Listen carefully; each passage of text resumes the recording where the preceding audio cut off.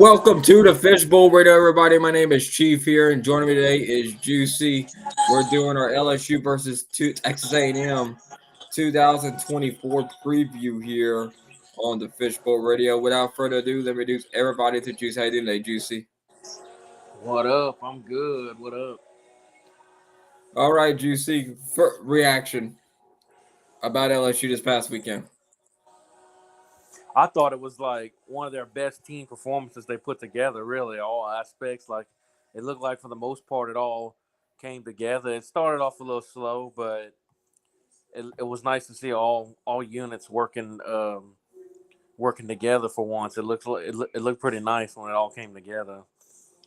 You know, I hate to say it like this, but Harold Perkins being injured might have actually helped LSU's defense more than anything. What do you think about that? I feel like I feel like it. I feel like that was like a rallying cry for him. Like like maybe they were too dependent on him, and now that he's out, well, they have to be like, well, we have to rally around him or whatever. I feel like it was like apparently some kind of rallying cry for him or whatever because they've looked a lot better.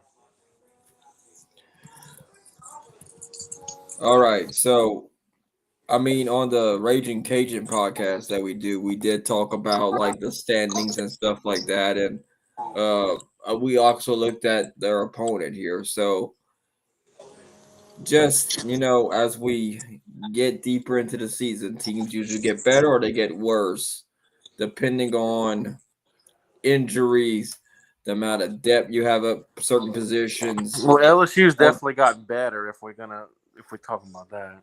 Yeah, they definitely have, obviously, on the defensive side of the ball, but offense has seemed kind of a little iffy throughout some of these games here lately. What you think there's a problem with Garrett Nussmeier and the LSU Tiger offense? Well, I just think that it's kind of like Ole Miss. He had a pretty horrible stat line, wasn't even 50% completion, and Arkansas. I mean, he looked better. I mean, Nussmeier. I mean, it looks like at times that it is a little slow, but he has been. He still comes through in clutch, like the Ole Miss game. He came through on that fourth down, or on that fourth down, or it was a third down when he had like a 14-yard scramble, and then, I mean, he's still making the big plays. It just seems a little. It does seem a little off, but I mean, I think they'll be all right, honestly. So, looking at the statistical rankings for LSU team wise, they're 96 in the country in running the football. They average about 128.3 yards a game running the football. Passing is eighth best in the country, 322.4 yards per game. And overall offense ranked 25th. Like doing this every week just to kind of keep everybody up to date what's going on.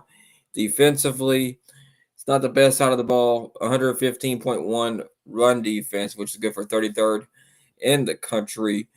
Well, And running defense passing ain't too bad. passing is 243.3 yards given up, which is good for 104th best in the country, which comes out to be an overall rank of 67th rank. That's right in the middle. That's right in the middle about. So the pass defense obviously is the worst part of LSU's defense. If you were to attack them, you would want to do it through the air here. So A&M, they've had a big win against Missouri earlier in this year. And as we look at Texas A&M and their stat rank, how they so offensively, they got the 13th best run off 118.6 yards a game, passing 107th in the country, 186.1 yards through the air, which is good for overall. Their offense is good enough for 57th in the country. Defensively, they're 37th against the run in the country, averaging 116 yards a game. And pass defense, they're 51st in pass defense at 209 yards through the air, which is good for 31st in the country. So, looking at both these teams, they're eerily similar in opposite directions. Um, LSU's offense is 25th. Texas A&M's defense is 31st.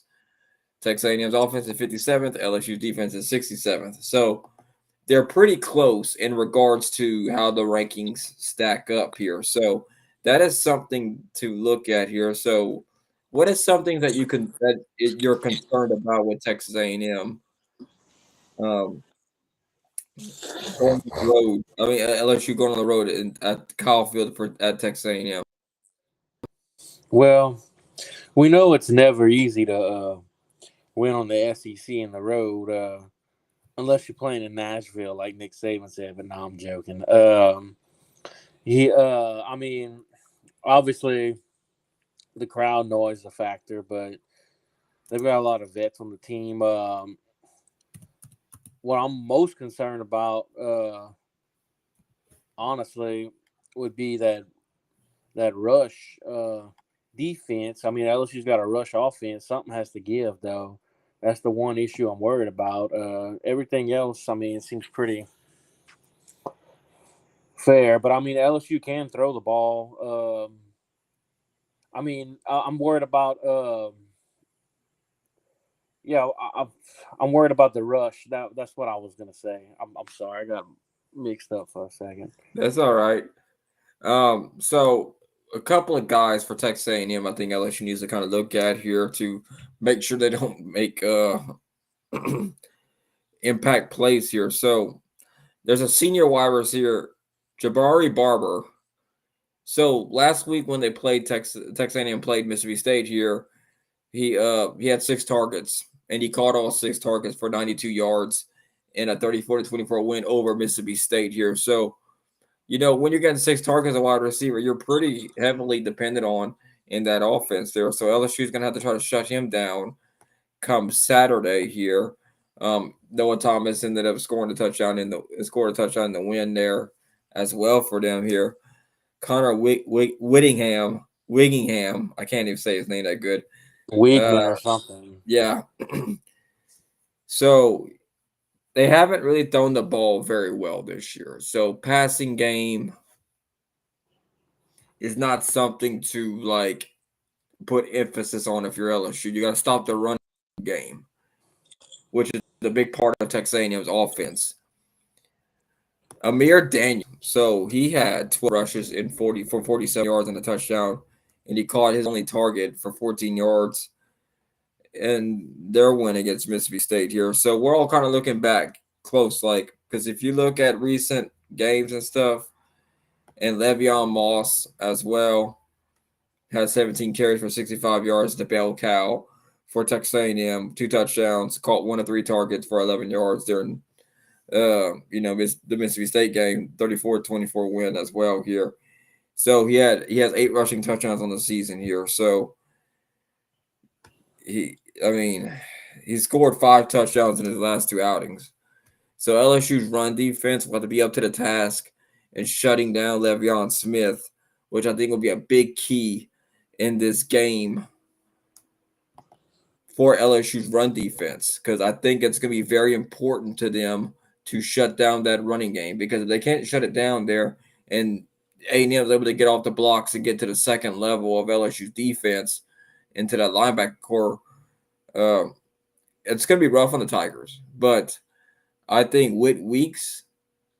the last couple of weeks has really stepped up to be an impact player on LSU's defense. What you think about Weeks' performance lately, Juicy?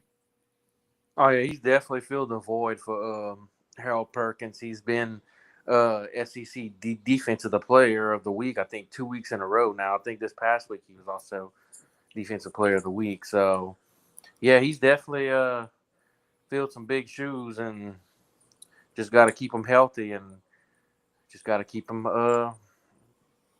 playing at a high level. But I feel like he's elevated. It's elevated a lot of the players around him too, though. So, Juicy, how do you feel about who's going to win the line of scrimmage? Texas A&M's offensive line or LSU's defensive line? Which one do you feel more confident in uh, controlling the line of scrimmage on Saturday? Well, I have to say that probably. I mean, not so much the line of scrimmage, but I think LSU's not necessarily their defensive line's okay, but I think the LSU's front seven the linebackers is what really is going to make the difference in it. I mean, if you asking me like just line to line, I think A&M's offensive line is probably a little bit better. I haven't seen much out of LSU's defensive line, with the exception of Dansby Swinson or whatever his name is. But I mean, but that's not to say that LSU's defensive line can't. I just haven't seen a lot out of them so much in a pass rush and getting to the quarterback. It's been more the linebackers. Yeah, I would agree with you there because I think LSU's gonna have to try to penetrate through Texas A&M's offensive line here. And do you constantly bring blitzes like Blake Baker's a mastermind? Like he's like an evil genius, basically, of defensive coordinators here.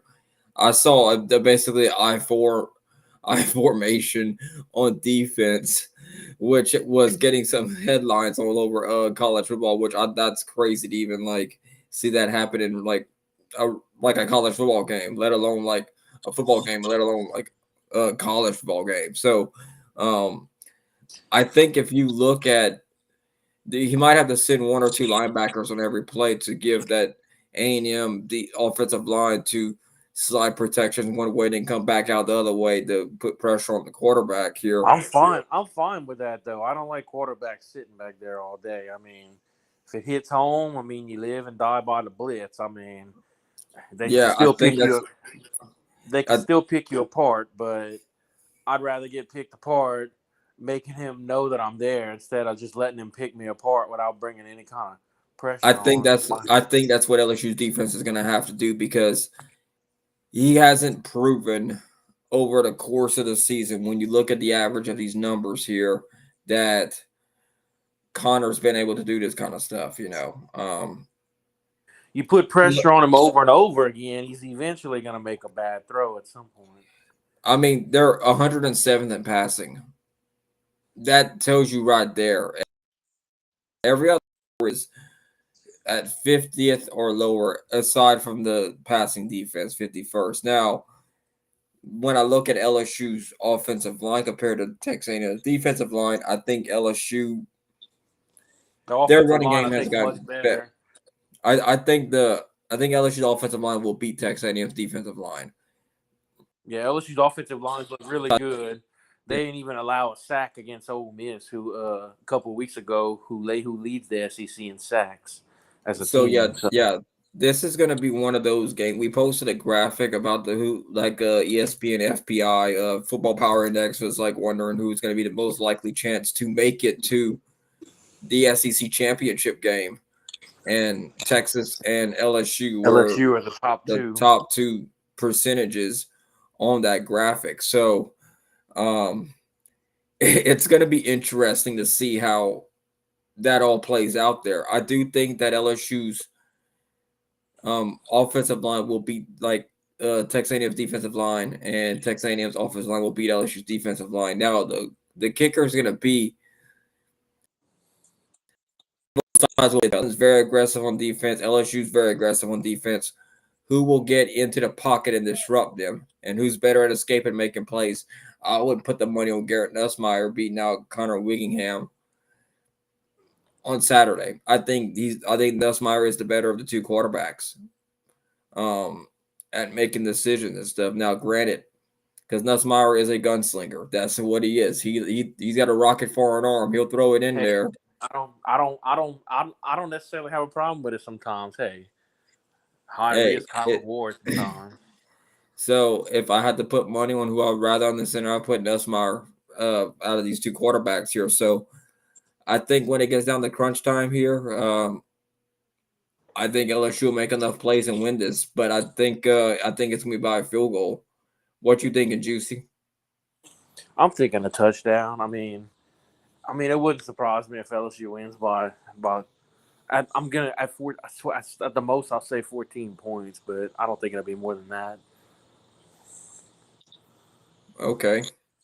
I All know I'm right. kind of going aggressive on the spread a little bit. All right. Well, let's look at this here real quick. I'm gonna pull this up. It's time, Juicy. I think it's your favorite thing to do. Picking the top 25. Yeah, it is the top 25 here.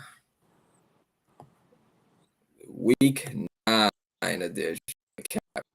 I'm trying to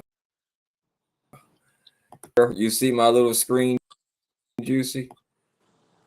Yeah, I do. I like that little fancy screen you got. Nice fancy screen we got going on here. Throw that up there a little bit. Let's see what we got here. So, Syracuse and Pittsburgh on a Thursday night. Who you got in that game, Juicy? Pitt is favored by 6. You know, I think I'm gonna go with Pitt, man. I think that's a good pick. I agree with you. I think Pitt will win that game as well there. So, Friday, October 25th, Boise State taking on UNLV. I got Boise State winning that one. Give me Gentry, man. Yeah, Gentry's a Gianti. beast. Yeah, 100, like right there. You can see it right there where my mouse is at. 1,248 Yep. rushing yards. He might win the 17 Heisman this year. I think he deserves it, dude.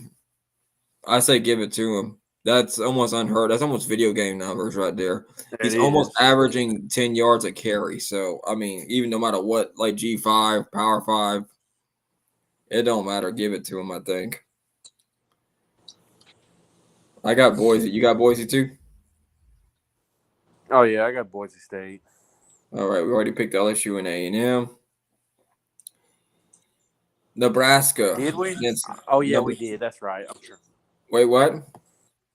Never mind. I was thinking out loud, but we did. We did pick them right before we started this. All right, Nebraska versus number 4 Ohio State here. I got the Buckeyes winning this one. Who you got in that game?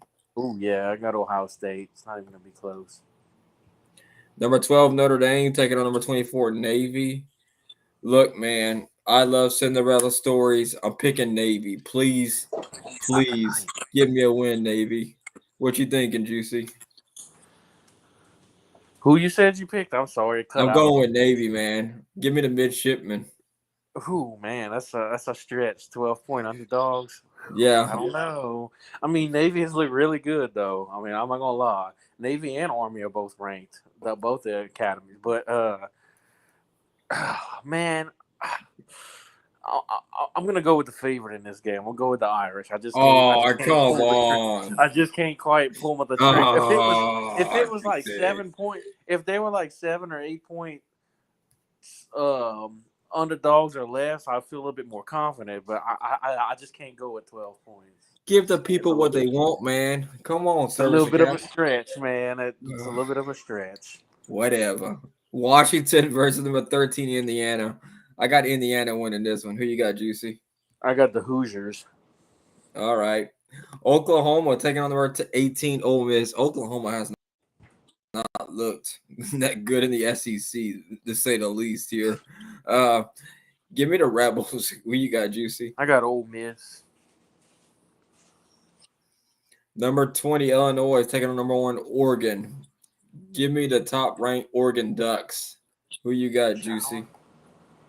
I got Oregon. All right. Number 11, BYU taking on UCF here on the road. UCF is a 1.5 favorite, but I think BYU gets it done. What you thinking, Juicy? Oh, I think BYU gets this done. I don't know what Vegas is thinking right here. Hey, somebody got some insider money or something. Number 21, Missouri versus number 15, Alabama. I'm interested in this matchup because both these teams haven't really Alabama's looked lucky the they haven't part. lost 3 games in a row. Yeah, they really are. I do think Bama does get Missouri, though. Give me Alabama. I think they'll take care of Missouri. What you thinking, Juicy? Yeah, I think they'll bounce back and win this one. Even though I do think it's gonna be a little bit close, but I think Bama will win this one. Who would have thought? Who would have thought we would have seen the day that this happens? Number 5 Texas is taking on number Yes, 25 Vanderbilt. how convenient is this? Okay, so I would love Vanderbilt to beat Texas. It's not going to happen though. Texas is just too good of a team here. Hey, what's your opinion on the all the debris being thrown from the crowd to the Oh, it's field just of a Texas. bunch of sour fans that couldn't handle losing. I guess I just thought it was dumb and kind of un unprofessional and unsportsmanlike. All right, I got Texas winning this. Who you got in this Oh game? man, didn't we say the same thing about Vandy's not going to beat Alabama? We said this a couple weeks ago. There's no Yeah, way Vandy would beat Alabama. I had joked about. I think I made a joke about picking Vandy to beat Alabama, uh, but I say all that to say that uh, God, I'm pulling for Vandy, but I don't think they're gonna. I might fall into the same trap again. Would I be surprised at this point with the way this season's going? Probably. I mean, I don't know if I would be surprised. But I'm gonna take Texas, but I hope Vandy does it again. let's go Commodores, bro. Everybody's got Commodore fever right now. Florida State taking number 6, Miami. Miami came close to losing their a couple of times Yeah, this but I year. don't think it's gonna be. I don't think they. I just can't see that Florida State's. Look, man, if this would have been a preseason, like if we picked this in July, we'd be like, man, this is a field goal game. Um, I know but Miami's had a couple of close games, but there are none of those teams on the level that this is a rivalry game, Florida though. State's on, though. This is a rivalry game. And if it would be a close game, it would be a rivalry game. But I do think Miami does pull the win over Florida State. Florida State is not looking too hot this year, to say the least. What you think of Juicy? I would be more shocked. Let's just say this. I would say Vandy has a better chance of beating Texas than Florida State does at beating Miami. I'm gonna go with the Hurricanes. I'd be beyond shocked if Florida State would win this game. Number 3, Penn State taking on Wisconsin. Oh man, like I'm kind of tempted to pull the upset one on this one with Wisconsin, but I'm gonna stay clean for it. I got number 3, Penn State. What you think of Juicy? Yeah, I got the Nittany Lions, man. I got the Nittany Lions. Kansas versus Kansas State. I got Kansas State winning this one. Number 16 ranked Kansas State. Oh yeah, wasn't Kansas one of those preseason top 25 teams that was ranked? I think they were ranked number Where 22 or something. there's always one that's always ranked. Well, yeah, I say that to say Kansas State. Number 22 SMU taking on Duke. Give me Southern Methodist University. SMU will beat Duke. What you think, Juicy? Oh, you going with SMU to beat Duke? Yeah. Oh man, yeah, give me SMU. I thought about it, but it's a little bit of a stretch for me. Yeah. All right. Let's go back to home base here real quick. Stop screen sharing. Bring us back up on camera here. So, yeah, let's talk about the SEC um, championship standings here. I'm gonna pull it up real quick here. So, um, as we wait for this to pull up here, A&M or LSU are actually number 1 and 2 right now. yeah, it's one of those that this weekend's gonna be your tall tale sign. Let me pull it up here. You know what's On crazy is Vandy. You know what's crazy is Vandy is an overtime loss away from being 3-0 in the SEC play. Yeah, that's the crazy thing about the whole entire thing. Um, yeah, like just looking at it, uh, here it is right here. Georgia's a game back. Tennessee's a game back. Missouri, Texas. So LSU's got to Vandy, they play. all a game back. So LSU's got to play Vanderbilt, Alabama. They got Florida on there. can't take none of these teams lightly now. The way they've all been looking lately. Poor Mississippi State, man.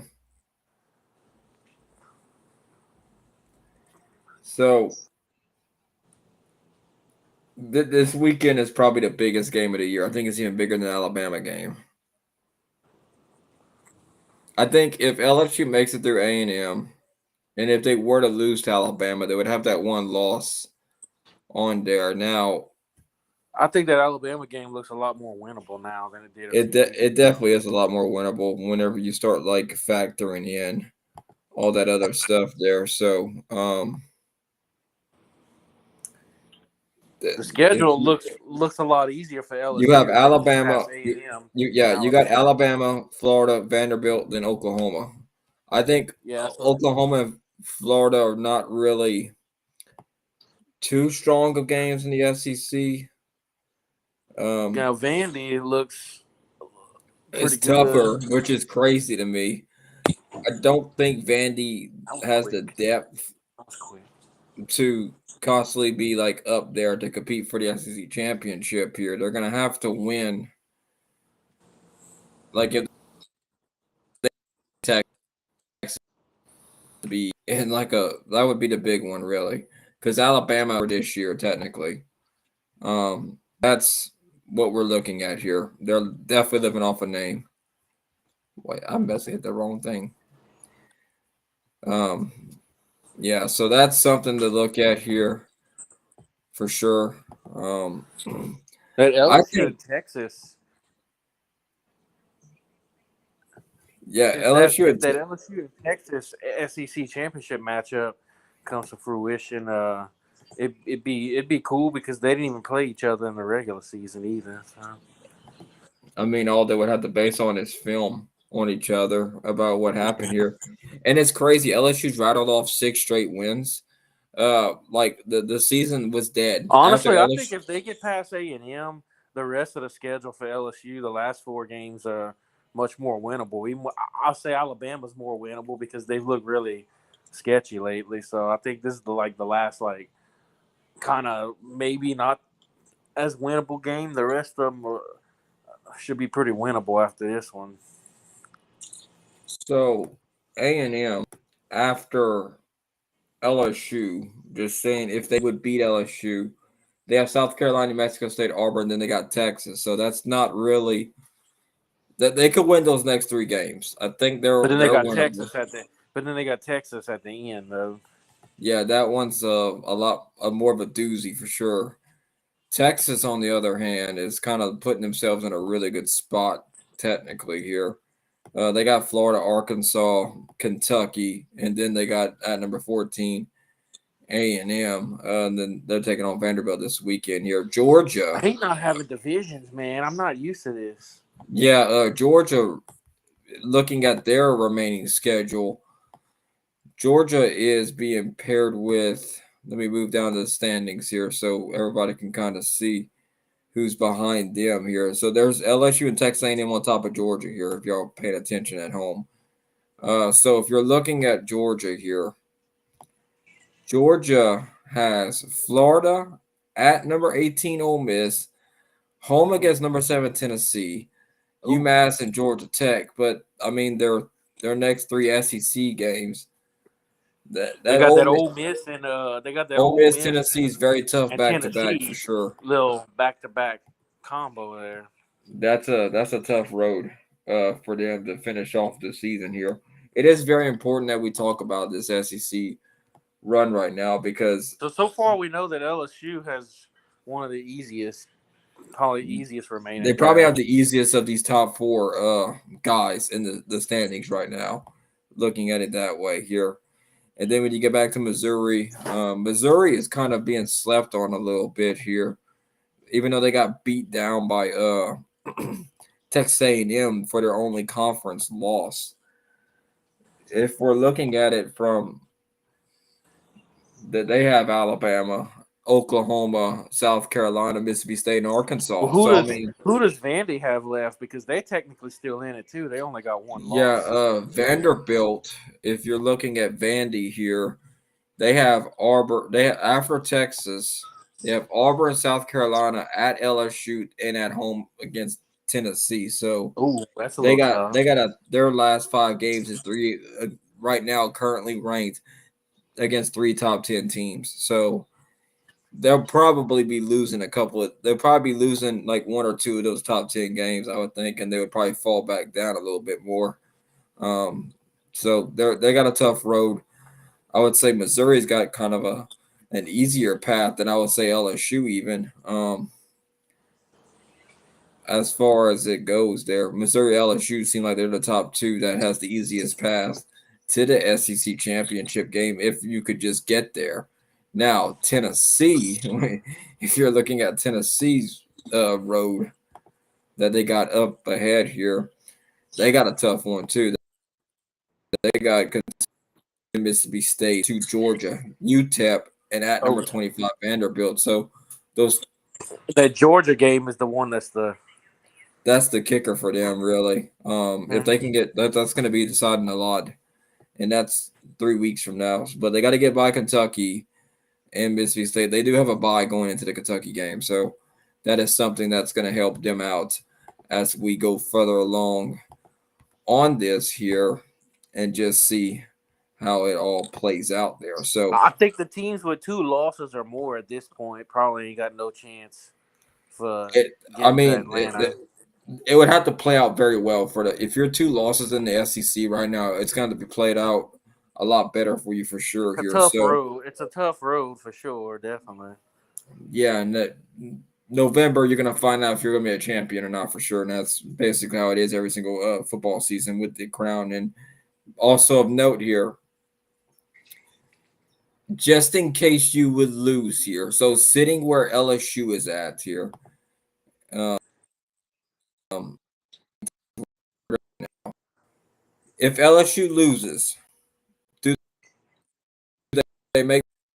I think the question a lot of LSU If they know. lose this weekend, Yes. I think if they lose this weekend and win out, I still think they have a shot. The polls, for some reason, don't really. I find they obviously don't love LSU that much because LSU still didn't move up at all, even Well, after the blowout win against so Arkansas.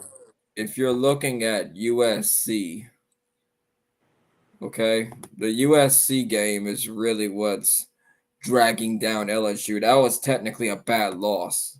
They're 3-4 so far this year. Yeah, Um, but that should be kind of like an asterisk, well, though, because that's that was the still first week of the that's season, though. unfortunately it's still part of the resume when you're looking at ranking these teams. That's going to be something that's going to be really tough on LSU when we get to the college football playoff selection year. So I think it's imperative for LSU to win this weekend here. I don't think it would be a better loss than the USC loss, but that's gonna be factored in at the end of it because they're gonna be like, okay, you have a 2-loss LSU team. Who have they lost to? That's gonna be the first question they're gonna ask. Who have you lost to? And they're gonna go to, well, if they would lose to A&M, they'd be like A&M and LSU and USC, and then be like, ooh, USC. That's why I think a lot of these in the coming years, not like 2 or 3 years down the line, where they have these schedules made. I think later on during the year, because Brian Kelly talked about it, like let's have a tune-up game or something before we go in this big marquee matchup to get something going here. I think we're not going to see these big out of conference Well, games. LSU opens up against Clemson next year, but then I think after that, I don't know after that. After Yeah, that's what I'm 2025. saying. It's going to be like 4 or 5 years down the line that we won't see these games anymore because the way the format is, you get pen. You're going to get it's going to hurt somebody like in regards to where it's going to be because they're going to be like, okay, 24, 25 right here, you're ranked that you lost to or whatever, or that was going in the season ranked 24 like USC was, I think 23 or whatever. And But they I ended think up, if LSU and USC would play again now, I think LSU would definitely beat them. I think so too. I mean, that's what it's looking like to me. We But know the first week of the season anything can happen. Yeah, I just don't see the committee would put them over. If that's the thing here. I think them playing you actually going out and being adventurous in the schedule is actually going to hurt them a little bit here in that regard. What the committee is going to think about it, but it's important to know for everybody watching right now or going to watch this episode here. Just because you're ranked 12th, you're not getting in. If you're ranked number 12, you're probably not getting to the playoff, and you're probably going No, because to. it's got to be the G5. Well, they The have the auto G5. first. You got 5 spots going to conference champions. You Well, got there's one for four now because there's G5 only Power Four conference now. There's and four. 4 Power 4 conferences, which is No more S- Pac-12. So SEC, Big 10, Big 12, and ACC. That's your 4 auto bids there. To conference be champions. safe, to Probably be some for of your those team. runner-ups are going to get in too.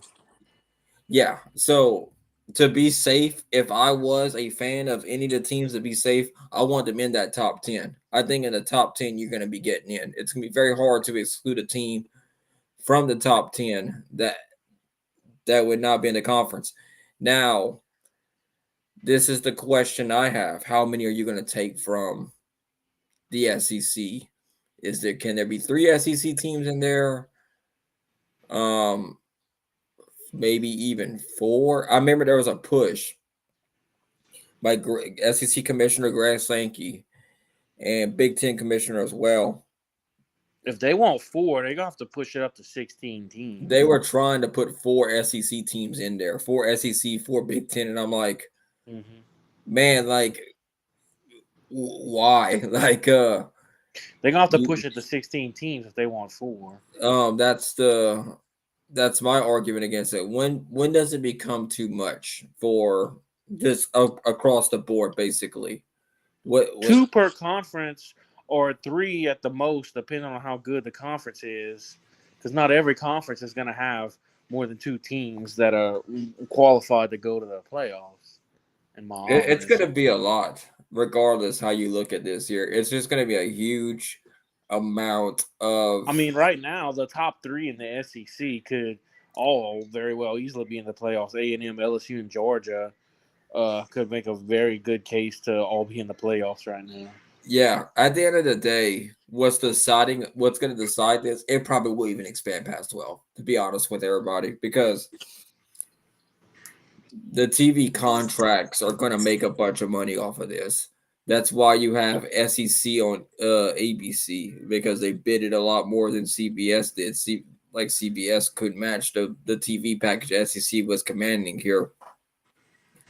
That's why the TV contracts are going to be so big to where I keep saying this every time I bring this up that I do think it'll be a Power 2 conference, which will be the Big Ten and the SEC. I just don't think these other conferences are going to match the amount of revenue and branding that these other conferences have. You saw Texas, Oklahoma put the mural on the wall, if you will, of what the shape of the conference landscape is looking like. Because for them to leave the Big 12 here and bring their branding and stuff over to the SEC just only bolster the SEC's